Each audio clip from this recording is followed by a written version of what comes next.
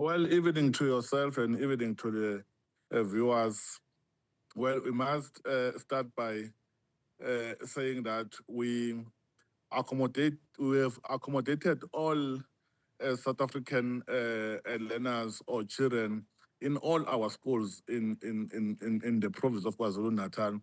There is no children that can claim now that have not yet been admitted. But if there is or there are learners that or children that they are still looking for schools who are available to assist them, because we are implementing a Bella Act which says we must not allow any children to not be at school. So even at Eddington, we've accommodated everyone, even those that they didn't apply at Eddington as a first choice. They applied to other schools as a first choice. Then Eddington Primary as a second choice. We've also placed those children to those schools, assisted by our officials in the province.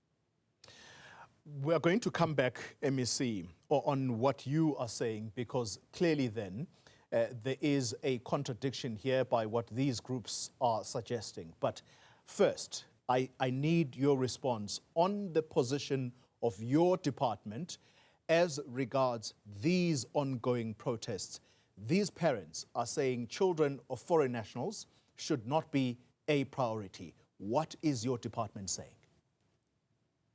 We've never prioritized any foreign learners in our province, but we've accommodated all children in our schools, including at Eddington School. If at least one of the parent can say, we apply to a certain school or even at Eddington and we've been rejected. There's no a parent that can say that. However, I must indicate that we've received now complaints from other parents to say their children or our learners, they've been complaining and they're afraid now to go to school because of the people that are unknown, that are disrupting teaching and learning, which then traumatize them. That means now we need to call for social workers to assess those learners, which are then traumatized by what is happening outside their school. But we must indicate that or say that there will be no children, there will be no South African children that will be not be placed to our school as long as they apply, even if they didn't apply to those schools, as long as there's a space or there's a space in the neighbor school, we place those learners, because we don't want to see any children to be not at school. Based on what you've just said, that children feel intimidated and social workers now have to get into the space in order to provide counseling for those children. Are you welcoming the developments today of the arrest of Ms. Jacinta Ngobese Zuma? I can't enter to matters that are sub judice. I think the state is dealing with that. What I'm raising is that we're not going to allow anyone, be it is Jacinta Zuma or any other person, who's going to disrupt teaching and learning in our school, because as I already indicated that we've received complaints that say our learners now they are traumatized. That means whoever who's traumatizing our learners in our schools need to be subject to a process, and we're still going to assess that. Hence, I'm saying we're engaging with social development so that we'll get social workers that's going to assess those learners, and then we'll take it from there. MEC, I put it to you, you're running away from answering my question.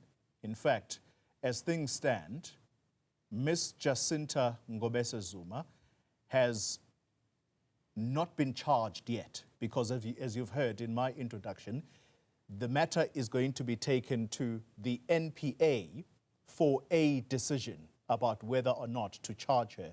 As things stand, the police took her in and she was released on a warning. I'm asking you, given that you are concerned about the state of children now who seem to be affected by these actions, the people at the forefront of this, do you welcome what law enforcement has started to do, which is to arrest people.